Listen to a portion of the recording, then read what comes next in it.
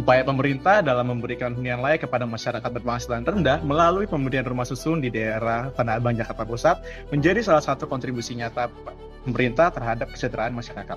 Namun pada kenyataannya, hal ini tidak berjalan mulus seperti apa yang diinginkan. Masih ada beberapa hambatan yang terjadi di lapangan, seperti konflik yang terjadi antara pemerintah melalui Kementerian PKP dan juga PT KAI dengan sekelompok organisasi masyarakat yang dipimpin oleh Hercules. Hal ini menjadi salah satu konflik agraria yang terjadi di wilayah perkotaan kita. Namun, bagaimana peran pemerintah bisa memberikan impact kepada masyarakat untuk memberikan solusi dari permasalahan yang ada? Bagaimana rekomendasi kebijakan yang harus dilakukan oleh pemerintah? Kalau kita lihat sebenarnya tujuan dari pemerintah itu sudah jelas dan sudah sangat mulia. Di mana ingin membuat 1.000 rumah susun untuk warga Indonesia atau khususnya warga Jakarta. Dan sebenarnya dari dana pun juga sudah jelas, yaitu menggunakan dana non-APBN dan menggunakan full 100% CSR swasta. Dan dari tanahnya pun juga sebenarnya sudah jelas, yaitu menggunakan dari tanah PT KAI Indonesia. Cuman pertanyaannya adalah, apakah realitasnya seindah itu?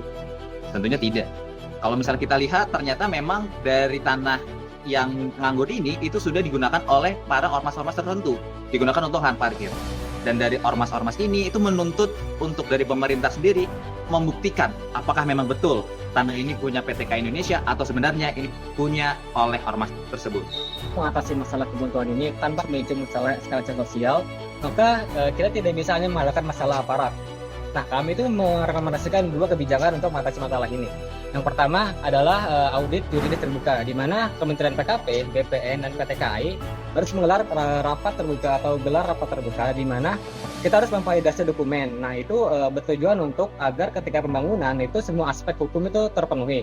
Dan yang kedua adalah memenuhi di mana rumah susun atau dasar dari rumah susun ini harus diintegrasikan dengan pasar baru. Nah, untuk pengelolaan sendiri itu harus menghadirkan masyarakat lokal yang terdampak sebagai aktornya.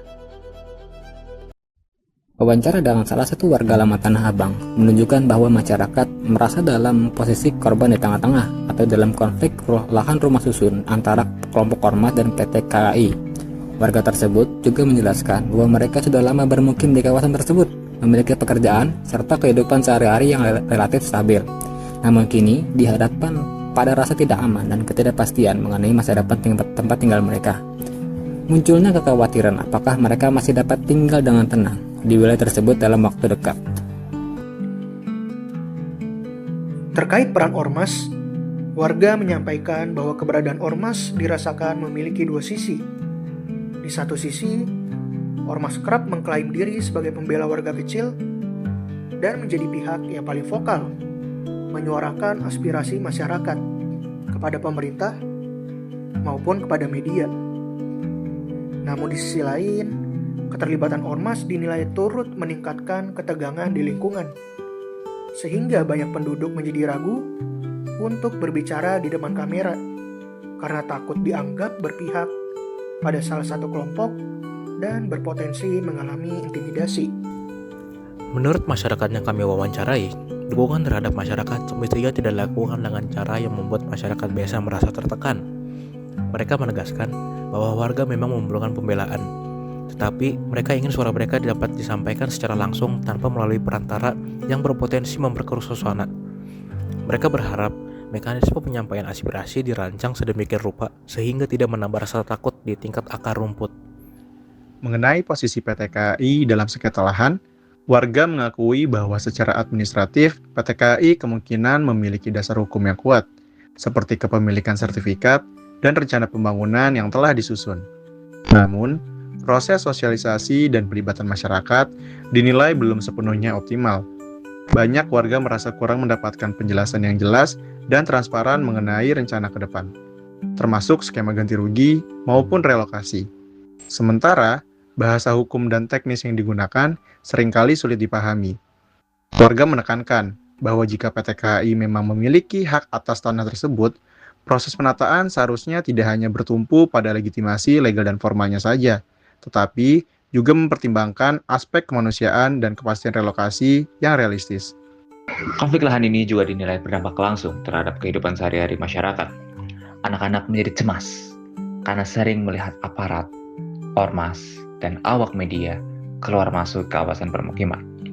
Sementara pelaku usaha kecil juga mengalami penurunan pengunjung akibat situasi yang dianggap tidak kondusif.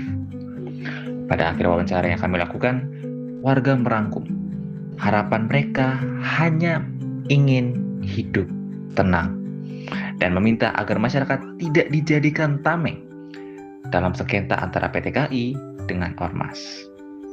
Warga hanya menginginkan penjelasan yang terbuka mengenai hak dan kewajiban mereka serta solusi yang manusiawi dan berkelanjutan, bukan hanya sekedar permasalahan dari satu ke tempat lainnya. Kunci keberhasilan eksekusi kebijakan ini terletak pada perubahan gaya komunikasi publik, yang dimana pemerintah harus menggeser narasi yang tadinya konfrontatif menjadi lebih kolaboratif. Komunikasi harus disampaikan kepada publik dan media dan menekankan bahwa proyek ini adalah kegiatan gotong royong untuk rumah rakyat, bukan penggusuran komersial. Pendekatan langsung secara persuasif kepada masyarakat setempat dapat mengubah potensi resistensi menjadi kemitraan yang strategis.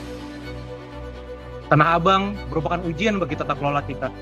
Dengan perpaduan, ketegasan hukum, dan strategi komunikasi yang inklusif, kita bukan hanya dapat menciptakan 1000 rusun, tetapi juga menciptakan blueprint untuk penyelesaian masalah lahan urban di seluruh Indonesia.